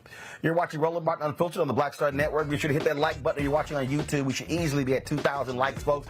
See y'all coming. Hit that like button. Also, download the Black Star Network app. Apple phone, Android phone, Apple TV, Android TV, Roku, Amazon Fire TV, Xbox One, Samsung Smart TV. Also, support our Breeder Funk fan club. Your dollars make it possible for us to do what we do. Our goal is to get 20,000 fans contributing on average $50 a year. That's $4.19 a month, 13 cents a day for all the work that we do, folks. If we get 20,000, we raise $1 million. That is huge, huge for us to be able to fund our operations. I can't tell you enough how much all of this stuff costs. It's $195,000 a month to completely fund the Black Star Network. This show, plus 5 other shows, our host, our staff, the equipment, the office, all of those different things. And so your support matters. And so please, please give. We are way behind this year.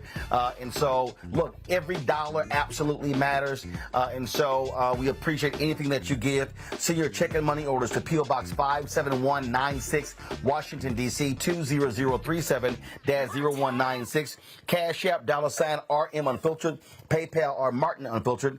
Venmo is RM Unfiltered. Zelle, Roland at RolandSMartin.com. Roland at RolandMartinUnfiltered.com. And be sure to get a copy of my book, White Fear, How the Browning of America is Making White Folks Lose Their Minds. When you buy the book, it goes that money goes right back into the show.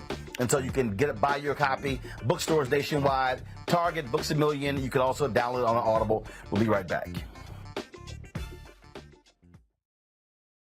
My early days on the road, I've learned, well, first of all, as a musician, I studied not only piano, but I was also drummer and percussion. I was all city percussion as well. So I was one of the best in the city on percussion. There you go. Also studied trumpet, cello, violin, and bass, and any other instrument I could get my hand on. And with that study, I'd learned again what was for me. I learned what it meant to do, what the instruments in the orchestra meant to each other in the relationships. Right. So that prepared me to be a leader. That prepared me to lead orchestras and to conduct orchestras. That prepared me to know to be a leader of men, they have to respect you and know that you know the music. You have to be the teacher of the music. You have to know the music better than anybody. There you go. Right, so you can't walk in unprepared.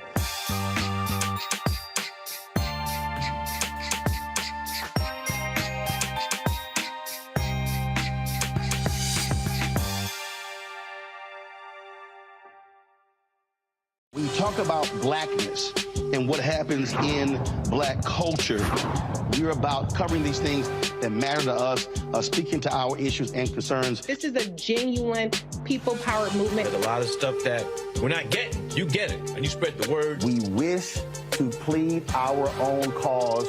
Too long have others spoken for us. We cannot tell our own story if we can't pay for it. This is about covering us. Invest in black-owned media. Your dollars matter. We don't have to keep asking them to cover our stuff. So please support us in what we do, folks. We want to hit 2,000 people, $50 this month, raise $100,000. We're behind 100,000, so we want to hit that. Y'all money makes this possible. Checks and money orders go to P.O. Box 57196, Washington, D.C. 20037-0196. The Cash App is $RM Unfiltered. PayPal is R Martin Unfiltered. Venmo is RM Unfiltered. Zelle is Roland at RolandSMartin.com.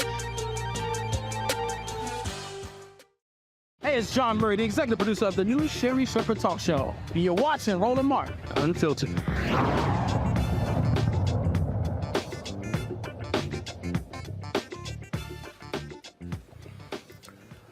All right, latest edition of Cops Gone Wild. A Warren, Michigan police officer caught on camera assaulting a carjacking suspect during the booking process at City Hall. Officer Matthew Rodriguez, a 14-year veteran of the Warren Police Department, punched the 19-year-old suspect in the head, just unprovoked, slammed his head into the ground, and continued to strike him. Video footage from the booking room released by the Warren Police Department showed the moments leading up to the assault and when Rodriguez threw the suspect into a cell. The officer did not have his body camera on at the time of the incident. Rodriguez is facing assault and battery charges and is on unpaid administrative leave. The suspect was taken to the hospital for follow-up care after the incident. Rodriguez was arraigned in the 37th District Court and given a $5,000 bond. This right here is what we talk about, Candace, from a legal standpoint, where you have these cops who believe they can do whatever they want to do as long as they have that badge and gun. I mean, he just hauls off and just knocks the dude out and body slams him. And there was no protest. You know, what gets me about this is that even though he didn't have on his personal body cam, he knew that there was a camera going, but that never seems to stop them. What do they think is going to happen? They have evidence of what happened. There was no provocation from the gentleman. Everything was going as planned in terms of the booking or whatever they were doing. Why would they do this? And see, that is the problem. It's in the why. Why do they continue to assault and batter young Black men, especially in these types of situations? And that's the question that police officers and captains and everybody who's going to come out and say now it was a mistake and we've got him on unpaid leave needs to figure out what is at the root of the problem that they need to solve, why this keeps happening over and over again. You're simply collecting evidence and giving this gift to the prosecutor. It's going to be easy to prove assault and battery because you've got the evidence right on the tape. I'm not sure what's going on here, but these are something that officers across the country and deputies and sheriffs and all the training programs need to address to get to the core of this question. You know you're going to get caught. You're being recorded. Why do you keep doing it? I'm still trying to figure out, Reese, why in the hell the body camera wasn't on? I keep saying the moment an officer goes on duty, camera should be on. The moment they get off duty, camera should get turned off. Well, absolutely. But he did this knowing that there were still surveillance cameras in the area because he just didn't give a damn. And he felt like who was going to check him? Like, now, look, I don't know if this suspect was actually, in fact, guilty of the crime of carjacking. I could maybe understand knocking somebody around who was in the process of carjacking a car. But in the booking room, that time is definitely past at that point. And so this is just more evidence of police brutality, taking it too far and violating people's civil rights. You know, at that point, there's supposed to be an orderly process. This person is not a danger at that point. And so this is excessive. But I'm glad in this case, we do see consequences coming for this police officer. First of all, administrative leave, Greg, that should be, your ass got to go. You fired. Right. And your name should be added to a national database and registry. There should be tracking of, wait, that was in the George Floyd Justice and Policing Act. Tim! Mission accomplished. Scott made sure that that didn't happen, and we should never, ever let that traitor to our common humanity forget it. But like Richie said, I mean, you know, he didn't care whether his body cam was on or off, because at this point, videos, while, you know, we certainly prefer them to not having videos, is a form of trauma porn. They get to watch, and I'm sure the video will be widely distributed, and other police, other hunters will enjoy watching it. You know, as Ice Cube said, F the police, coming straight from the underground. Young brother got it bad because I'm brown and not the other color. So police think they have the authority to kill a minority. And so at the end of the day, what they basically saying, as Reese said, is I can do whatever the hell I want to do. And so if he loses his job, hell, there might be more of a penalty for him for breaking that damn computer than beating up that brother.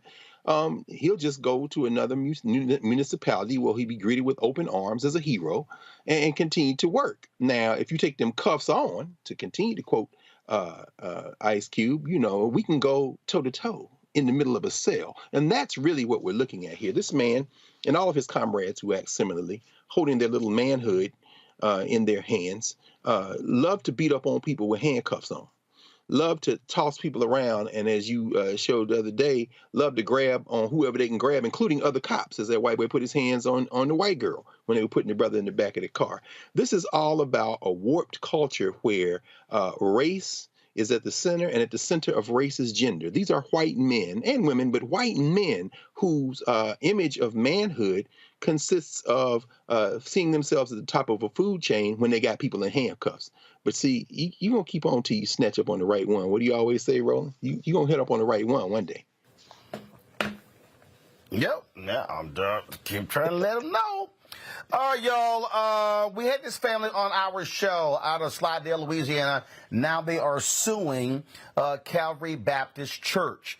This was after their 12-year-old son, where the principal allegedly questioned the student's decision to braid his hair, asking him if he was being a gangster. His parents, the parents of Dolan Thorne, Ashley and Damon, said the principal, Dr. Angela Messman, her comments were racially insensitive and failed to promote inclusion. Lawsuit filed in Covington names the school, the principal, and Calvary Baptist Church defendants. The suit alleges the principal's actions caused a student emotional distress and violated a state law passed last year prohibiting discrimination based on a person's natural, protective, or cultural hairstyle. The family seeks unspecified damages and advocates for inclusion and racial sensitivity training at the school. This right here, Greg, is why the Crown Act is passed. Why Absolutely. It should be federal law, blocked by Republicans. It was just passed in Texas. It's there in Louisiana. They've gone state by state. This is precisely why. Absolutely, absolutely. The sister we saw last week at the White House with the Juneteenth celebration, Ajua Batwe Asmoa, who came up and gave you a big hug, who has been the architect and the force behind the Crown Act as it makes its way through local and state legislatures, is working on that federal legislation. And you're absolutely right. You know, Roland, I mean, I don't know what Reginald Martin Sr. would have done if you had shown up at your house at that age with them braids on. I know what Haywood Carr would have done. But the fact of the matter is, this isn't about cultural choice. This is about the ability to wear your hair however the hell you want. And it's quite a thing to now, at 58 years old, walk around in the world and see black people with hair in whatever style we want. When there was a time when you couldn't wear your hair in braids, or certainly sisters would be penalized, maybe not even higher, if they wore it the way that it came out of their head at birth. But we're at a moment now where this is an inflection point. And, you know, folk need to back up off the fact, I don't care how the boy's hair is done. You're not going to read anything into it. And if you keep messing around, you might lose your job messing with us. So, yeah, advance the Crown Act. It continues to march full speed ahead. A lot of folks, again, just don't understand this reality, Candace, of what black people have to face when we are being singled out because of our hair. They love quote MLK content of character, but it's amazing how they love marginalizing us because of our hair. Listen, you're speaking to Exhibit 1, someone who's been told over the years, for the past 34 years, that my hair is inappropriate for the workplace, or, oh, wow, you look like Raggedy Ann. Oh, when I had it big and curly. I mean, it really depends. And I've seen the whole trajectory change. As you said, people like Bonnie Watson Coleman and the other young woman that Dr. Carr mentioned, they are trying to push Crown Act on a federal level. It hasn't happened yet. And you know why? It's because people do discriminate against hair. And this is a shame because this is a lawsuit that's going to be easily won because the Crown Act does exist in this state. This was a violation that was based on race because that's how his hair grows out of his head, and he can style it any way he wants to. The same way that a Native American should and can wear their hair long. The same way that a Hasidic Jew is allowed to wear their hair curly on the sides and also cover their hair. These are things that we don't look at. But when it comes to African Americans, especially African American women, you better believe that there is a double standard even now with the Crown Act passed in states. I know women who straighten their hair for the interview, and then once they cross that hiring mark, then they go curly, or then they get braids, or then they do what they have to do. Because you might have that act on paper, but then you have to deal with that real person who is hiring you across the table. And that is the issue. I talk to Black women all the time. I teach a class called Natural Hair and Tangled Politics, and we talk about the history of hair from the slave ship all the way up to 2023. And what's going on right now is that this young person is going to win their case. Why? Because there are laws on the books, and those laws specifically say what they did against him was illegal. And that is where we are right now. It is unfortunate, but it is something that exists. You've got the violation of his civil rights, you've got racism involved, and you've got intentional infliction of emotional distress. Because how is this person going to exist in their classroom, not even being able to be themselves? These are people who are discriminating against men and women because of the hair that grows out of our head. It's just like freckles. It's just like any other physical trait that people might have. And it is unfortunate that we have to force people to put laws on the books, laws that aren't even federal yet, because it's being blocked by Republicans. This seems to be where the situation and the conversation this whole night has ended. The Republicans are stopping the progress. And that's what I have to say about that. Reese?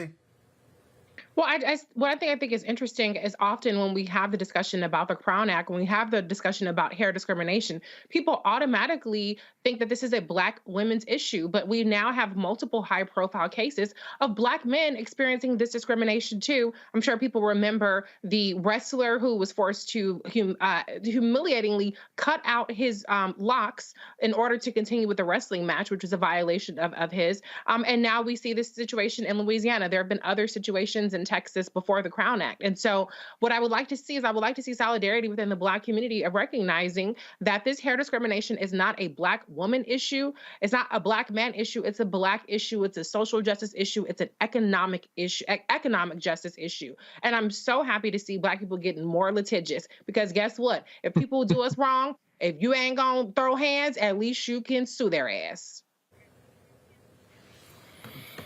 Indeed. All right, y'all, hold tight 1 second. When we come back, Lord, y'all, wait till I play this video.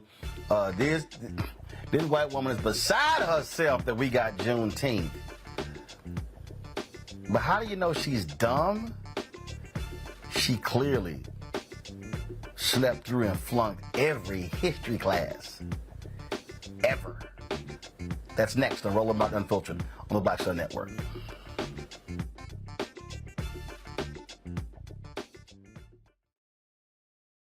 On a next, A Balanced Life with me, Dr. Jackie, owning your energy and how to use it. Trust me, it impacts the people on your job, who you attract, and even your love life.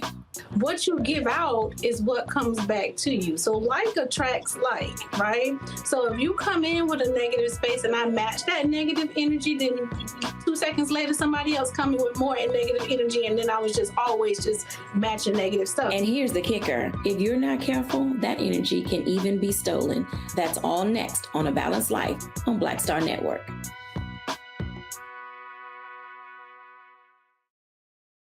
Question for you. Are you stuck? Do you feel like you're hitting a wall and it's keeping you from achieving prosperity? Well, you're not alone. On the next Get Wealthy with me, Deborah Owens, America's Wealth Coach, you're going to learn what you need to do to become unstuck and unstoppable. The fabulous author Janine K. Brown will be with us sharing with you exactly what you need to do to finally achieve the level of financial success you desire through your career. Because when I talk about being bold in the workplaces, I'm talking about that inner boldness that you have to take a risk, to go after what you want, to speak up when others are not. That's right here on Get Wealthy, only on Black Star Network.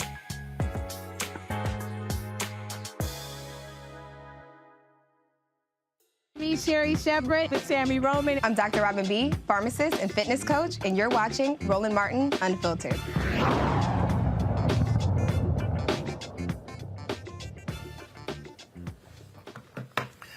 All right, now, Juneteenth was on Monday. The second time we've commemorated as a federal holiday. So we came across this video here, and Lord, I just had to play it for y'all just to show the sheer stupidity of this fool. Juneteenth is, what's happening to the white people? They have a Black Miss America. They have a Black college. They have a Black month. What do we have? And now they have Juneteenth. Yes, I understand there was slavery, don't get me wrong. But there was also a Holocaust, and that was more recent than slavery. But you don't hear the Jews saying, gimme, gimme, gimme, gimme, gimme. What's the point of Juneteenth? What is it? I don't know.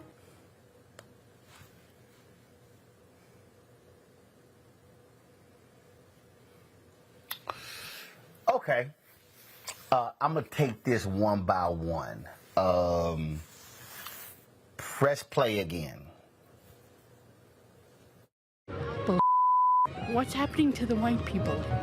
They have a Black Miss America. Go to the beginning. Go to the beginning. Juneteenth is, what's happening to the white people? They have a Black Miss America. They have a Black college.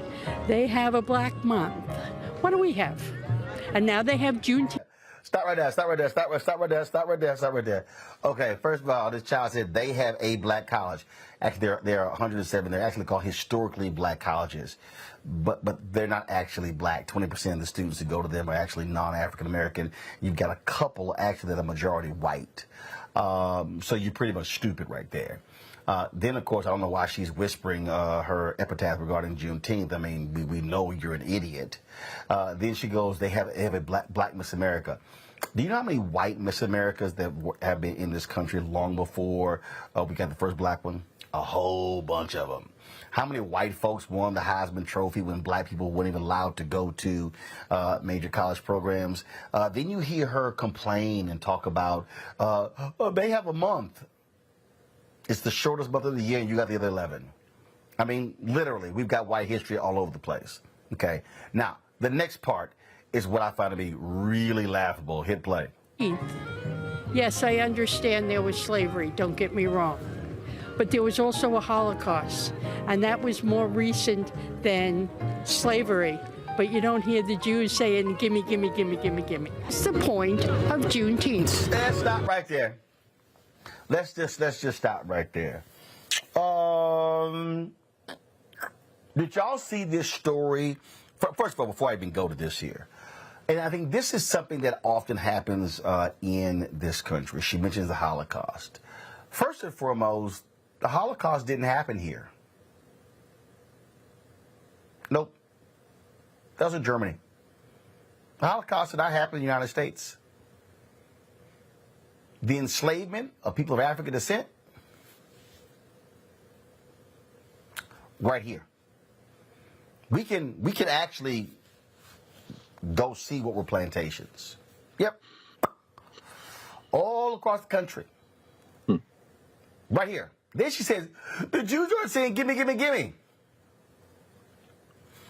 Here's a story that dated June 15, 2023. Germany to give $1.4 billion to Holocaust survivors globally in 2024. I'm going to read to you the organization that handles claims on behalf of Jews who suffer under the Nazis said Thursday that Germany has agreed to extend another $1.4 billion overall for Holocaust survivors around the globe for the coming year. The compensation was negotiated with Germany's finance ministry and includes $888.9 million to provide home care and supportive services for frail and vulnerable Holocaust survivors. Additionally, increases of $175 million to symbolic payments of the Hardship Fund Supplemental Program have been achieved, impacting more than 128,000 Holocaust survivors globally, according to the New York-based Conference on Jewish Material Claims Against Germany, also referred to as the Claims Conference. Quote, every year, these negotiations become more and more critical as this last generation of Holocaust survivors age and their needs increase, said Greg Schneider, the Claims Conference's executive vice president. It really does crack me up, Reese, how these folk are just beside themselves because they are having now to confront the reality of slavery with Juneteenth. And see, this is where, it was a lot of people recently who kept yelling, did nobody ask for Juneteenth? See, the reason why I like Juneteenth being a federal holiday is because you can't get around it. See, it's real easy. It's real easy to go, oh, Dr. King, he loved everybody. He wanted us to get along and they could not cherry pick. It's a little hard to cherry pick slavery. It's a little hard to just push the slavery part out of Juneteenth. Now, they're going to try, but it's going to be a little, they are upset recently because they have to now confront the truth about slavery in America. It's killing them. But they still not even really confronted it. They just mad because they think that black people got an extra day to go have barbecues and turn up and have a cookout or whatever. But the reality is that they don't, she asked, where are the white people? The white people were the ones keeping black people enslaved for an additional 2 years after the Emancipation Proclamation. So, bitch, pick up a book and read to find out what the hell this Juneteenth is even about. She doesn't even know what it's about, but she knows that it's black. And because it's black, she has a problem with it because she sees black people in some ways rejoicing or in some ways, having a sober reflection of what it meant to have slavery in this country for centuries. She has a problem with it. I don't even know why is Miss America in it. Why is Black History Month in it? I don't know how any of those things have any relevance, except for the fact that there are white people out there that want black people to have absolutely nothing. No recognition, no accomplishments, no citizenship. Just sit up here and be the mules of white America, and that ain't happening, Captain. And that right there, Candace, is it. Which is why I wrote my book, White Fear. They don't want black folk to have nothing. I'll tell you what. I'm so glad that she said what she said. You know why? Because it allows us to see how people are thinking on such an ignorant level. Because in my circles and in your circles on any given day, we don't actually talk one-on-one with people like her. So we have to be reminded of what is out there and what needs to be corrected. I mean, I will give her a little credit. She did at the end ask, well, why do we have Juneteenth? You better believe that when we talk about the $1.2 billion that was going to Holocaust survivors and other efforts, some of that's going to be spent on education because people need to know the reason behind the Holocaust, the reason behind slavery. She doesn't understand how we transform the world. in terms of economics, in terms of the tobacco industry and the cotton industry, and forcing America to live up to the Constitution the way that it was written. So I will say this, that seeing her was actually just a good reminder, I think, for everybody to understand where we are. And this is why critical race theory, this is why history, this is why redactions, this is why all the books that people don't want out of the library is so important to pay attention to. Because if we don't get it right in the education system, they grow up and they become her. I am loving, Greg, how Juneteenth is driving these people crazy. I agree with you. I mean, you know, I'm telling people it's like Juneteenth is like the 4th of July meets Kwanzaa. All this red, black, and green, all this self-determination. You know what I'm saying? Because, and you know, I was talking about this with some students today, some of my high school kids in Philly, freedom school students. We were looking at the debate over Martin Luther King's birthday. And of course, your homie, the great Mickey Leland, Congressman Leland out of Texas, when they were debating that the King's birthday in Congress, and they were saying, we shouldn't have a day off. Let's put it on Sunday. If we put it on Sunday, it can just be a kind of commemoration. And Mickey Leland was like, yeah, somebody told me we should just make it on Sunday, Super Bowl Sunday. And then we can have the celebration right there at the Super Bowl, the halftime show. Then they shut up. When they passed Juneteenth, it was an hour debate in the House of Representatives and unanimous consent in the Senate. I think they did it before they thought about it. And like you said, Roland, they done grabbed it now, and this can't be digested. You know what I'm saying? This is our holiday. 4th of July was the 13 colonies versus Great Britain. Juneteenth is us versus you. You can't be us. So now it's in it. But you know what? I think when the next edition of White Fear, the next print edition, not the ebook, but the print edition of White Fear comes out, I don't know, Roland, maybe would you consider perhaps putting a blurb by her on the back? Maybe take those 6 words out. What do the white people have? Put that on the back. Because just like Rizzy and just like Candace said, they want this whole thing to be about white people. They don't want us to have nothing. But guess what? Juneteenth, as you know as a Texan, when we commemorate the end of enslavement. We commemorate the fact that 20 of the 26,000 soldiers who came into Galveston with them boys were black, and that we freed ourselves, and we celebrate black self-determination. So listen, y'all, get this money for the Black Star Network. Let's stop playing with these people. Don't ask them. Come on, we can fund ourselves. That is in the spirit of Juneteenth. Jack Yates bought that property, created Emancipation Park, and celebrated black self-determination. That's the lesson from Juneteenth for us. Forget what they think. Yeah, I think you're absolutely right. I think they're now going, man, what the hell did we do? What did we? They thought it was like renaming the post office. They right. Man, what in the hell did we do? They're like, Can I say one more what thing? They did. Can I say one more thing, Roland? Yeah. I love that. You know, we usually have all the black shit in January, February. We get MLK Day and they, you know, just completely whitewash his history. And then we get the shortest month of the year and then they're done with the blacks again until January rolls around. So I love that there is now this pause in the middle of the year that there's a reckoning again with us. And the blood has already been shed. It's not about being out in the streets to protest another black person being killed by the police. You have to have a reckoning with the history of black people in America more than once a year, right smack dab in the middle before you get to 4th of July. And I love that for us. Yeah. That's right. So I think we got to figure out how to make August 28th Lynching Remembrance Day. So because we got June, so we got January, we got February, then we can do. Then boom, we got June. There's also Black Music Month in June, and so if we do August 28th, we can tie that to Emmett Till, and then what the hell? While we at it, let's just go ahead and make it an annual deal where we focus on December 6th, of which when the 13th Amendment was ratified, abolishing slavery. And so, yeah, I'm down with coming up with something every month that we can like sneak in. So let's figure that one out. Yeah. Candace, Reese, Greg, I appreciate it. Let's absolutely drive them crazy. And again, for us, listen, I love these advertisers who hit me. Roland, do you have a schedule of events that you guys are going to be doing? They go, do you have, like, for King Day and Black History Month? And I go, You know we do black stuff every day. Right. So we don't actually...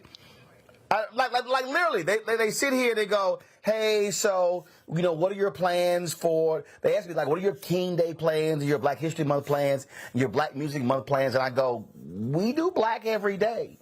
So we don't only discuss black music in June. We might do it in September.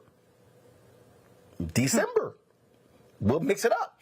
So it's always interesting in terms of how they operate. So I'm always trying to explain to them, we're black 365. 7 days a week. Period. There we go. We don't take a day off being black. That's every single day. That's what we do. Candace, Reese, Greg, I appreciate it. Thanks a lot for joining me on today's show. Folks, that is it for us. Please support us in what we do. I can't tell you enough. I mean, I know y'all think I'm going to sound crazy. And look, a bunch of y'all are watching. I appreciate all of you, the thousands who are watching online. But I really do mean it. We are out here fighting hard to get these advertising dollars. Media exists because of advertising dollars. All this stuff we do is not cheap. It's not. I'm broadcasting from Wisconsin right now. This unit that is sitting in front of me, this LU 800 unit, this unit here is $20,000. We have 2 of them. And so this allows us to be able to broadcast from anywhere. There's a monthly cost with this. The year cost, y'all, that's to buy the unit. The year cost for this unit to stream on an annual basis is $160,000. This will allow us to be able to be remote from anywhere in the country. These are real dollars. That's what they are. I do understand, when you have paying your cable bill, you're actually sending more of your cable bill to ESPN and Fox News than anything else. And so when I ask you to join our Bring the Funk fan club, I mean it. A lot of our people, they have responded. They become recurring members. We've got people who support us every single month, and I appreciate that. And so I just appreciate it. And so please, if you want to join our Bring the Funk fan club, please do by sending your check and money order to P.O. Box 57196, Washington, D.C. 20037-0196. Cash App, $RM Unfiltered. PayPal are Martin Unfiltered. Venmo is RM Unfiltered. Zelle is Roland@RolandSMartin.com. Roland@RolandMartinUnfiltered.com. Let me shout out Cheryl Dugan's grandmother. Cheryl Dugan, y'all, she contributes $50 a month. She has contributed $50 a month every month in the 4.5 years that we've been on live on this show. Her grandmother is by Vivian Griffin. She turns 102 years old on July 5th. I wasn't going to wait to give her a birthday shout out, so I'm going to give her the birthday shout out right now. And so again, let me say a happy birthday, July 5th. July 5th, Vivian Griffin is going to be 102 years old. And so Vivian, congratulations, and I thank your granddaughter again. She has contributed $50 a month every month since we launched this show September 4th, 2018, and I appreciate it, so thank you so very much. See, now that's what you get when you give every single month at $50. But I'm asking folks to do $50 a year on average. If you can't give that, that's appreciated. You can give more, we appreciate that as well. And so thank you so very much. Again, download the Black Star Network app, Apple phone, Android phone, Apple TV, Android TV, Roku, Amazon Fire TV, Xbox One, Samsung Smart TV. Get a copy of White Fear, How the Browning of America is Making White Folks Lose Their Minds. Available at bookstores nationwide. Download your copy on Audible. We appreciate all of that. Don't forget, you can also watch our 24-hour streaming channel on Amazon News. Click on Amazon Fire TV, go to Amazon News, you can check us out. Y'all, that's it. I'll see y'all tomorrow. Folks, Black Star Network is here. Oh, no punches! I'm real revolutionary right now. Support this man, Black Media. He makes sure that our stories are told. Thank you for being the voice of Black America, Roland. Stay black. I love y'all. All momentum we have now, we have to keep this going. The video looks phenomenal. See, there's a difference between Black Star Network and black-owned media and something like CNN. You can't be black-owned media and be scared. It's time to be smart. Bring your eyeballs home. You dig? Pull up a chair. Take your seat. The Black Tape with with me, Dr. Greg Carr, here on the Black Star Network. Every week, we'll take a deeper dive into the world we're living in. Join the conversation only on the Black Star Network. Hi, I'm Dr. Jackie Hood Martin, and I have a question for you. Ever feel as if your life is teetering and the weight and pressure of the world is consistently on your shoulders? Well, let me tell you, living a balanced life isn't easy. Join me each Tuesday on Black Star Network for a Balanced Life with Dr. Jackie. We're all impacted by the culture, whether we know it or not. From politics to music and entertainment, it's a huge part of our lives, and we're going to talk about it every day right here on The Culture with me, Faraji Muhammad, only on the Black Star Network. I'm Deborah Owens, America's Wealth Coach, and my new show, Get Wealthy, focuses on the things that your financial advisor and bank isn't telling you, but you absolutely need to know. So watch Get Wealthy on the Black Star Network.